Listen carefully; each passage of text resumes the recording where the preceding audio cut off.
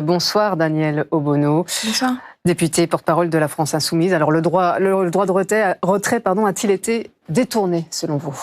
Non, il n'a pas été détourné, et pas simplement selon la France Insoumise, mais selon au moins 2 inspecteurs du travail, donc des inspecteurs qui sont sous l'autorité du ministère du Travail, qui ont été sollicités par le groupe de la SNCF et qui ont répondu, selon vos confrères de Libération, que en l'état, le droit de grève, le droit de retrait, qui n'est pas donc une grève, était tout à fait légal, et qui mettait en garde la SNCF sur l'entrave à ce droit de retrait.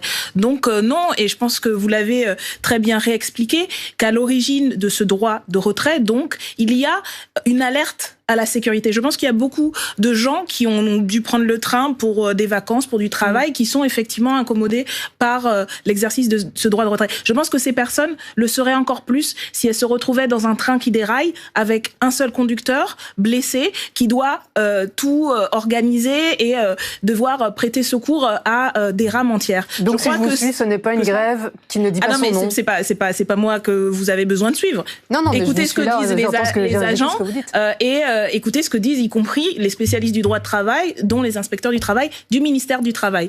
Donc non, je pense que le gouvernement fait preuve de beaucoup de fébrilité. On a entendu monsieur Édouard Philippe qui a tout de suite menacé de poursuites judiciaires, alors que je pense que les premiers mots qu'il aurait peut-être pu avoir, c'était de féliciter l'agent qui a porté secours, étant lui-même blessé, aux voyageurs. Je crois que là, on a un gouvernement qui, en plus, fait fi du fait que depuis des années, les conducteurs, les cheminots, les syndicats alertent la direction sur les risques qu'il y a à réduire les personnels.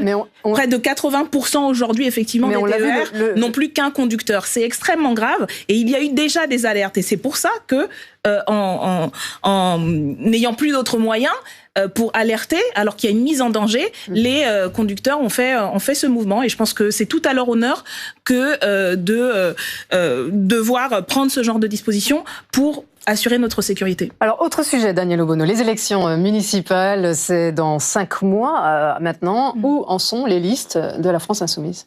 Écoutez, vous savez que nous avons lancé le processus assez tôt avec des axes stratégiques et une boîte à outils sur les modalités que nous voulions mettre en œuvre. Nous avions décidé d'une démarche que nous voulons rassembleuse, citoyenne, partant des initiatives locales, et c'est ce qui se déploie aujourd'hui à l'échelle nationale. Nous aurons l'occasion, lors de notre assemblée représentative en décembre, de faire le bilan et de mutualiser. Vous avez des têtes d'affiche de la France Insoumise Il y a des chefs de file qui sont désignés localement, qui sont en fait les animateurs et les animatrices qui ont pour charge de constituer les listes. Donc ce ne sont pas automatiquement... Elles ne sont pas estampillées France Insoumise ? Non, ce ne sont pas obligatoirement. Alors parfois ce seront peut-être les têtes de liste municipales. Mais pour le moment, ce sont ce qu'on appelle des chefs de file, parce que nous voulons construire à partir des mobilisations locales, à partir des réseaux dans lesquels nous sommes inscrits, avec les habitants et les habitantes, des listes citoyennes très larges qui seraient soutenues. Donc des listes citoyennes avec des candidats qui ne sont pas estampillés France Insoumise. C'est pourtant votre premier scrutin municipal, puisqu'on le rappelle, le parti de la France Insoumise, il est jeune, il est né en 2016. Est-ce que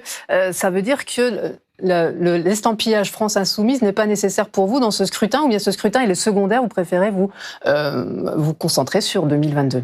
Écoutez, nous, toutes les échéances électorales sont importantes parce que c'est un moyen à la fois d'envoyer un message sur quel type de ville, de société nous voulons, de municipalité, et puis parce que ça permet de donner à voir les dynamiques locales qui existent et dans lesquelles sont investis nos militants et nos militantes. Nous sommes un mouvement ouvert qui prône la révolution citoyenne. Alors, au municipal, comme dans toutes les élections, nous nous efforçons de faire vivre cette volonté, cet objectif, et il y aura des membres de la France Insoumise, candidats et candidates, peut-être tête de liste, nous en espérons beaucoup, mais dans des cadres que nous construisons à partir donc des dynamiques citoyennes. À Paris, par exemple, c'est la démarche Décidons nous-mêmes, où sont investis des militants et militantes de la France Insoumise. Vous avez Daniel Simonet, qui est une de notre conseillère de Paris. Jean-Luc Mélenchon. La France Insoumise aujourd'hui, ce n'est que Jean-Luc Mélenchon ? Non, je viens de vous expliquer que, par exemple, dans le cas de Paris, il y a Daniel Simonet, qui est notre conseillère dans le 20e, et au Conseil de Paris, qui est je crois, reconnu très largement pour son travail sérieux, mais aussi beaucoup d'autres, des militants associatifs qui sont prêts à porter cette liste. Et puis, vous le savez, je suis moi-même membre d'un groupe de parlementaires, au moins 17, qui, à l'Assemblée nationale, et puis 6 au niveau du Parlement européen, qui ont montré depuis 2 ans et demi que, au-delà de Jean-Luc Mélenchon, qui est un excellent président de groupe, il y a des députés, des parlementaires, des eurodéputés qui sont très actifs et qui représentent aussi le mouvement. Et j'espère que nous aurons énormément de conseillers et conseillères au niveau des municipalités. Merci beaucoup. Et nous y travaillons. Merci beaucoup, Danièle Obono, députée et porte-parole de la France Insoumise, d'avoir été l'invité de ce 23h.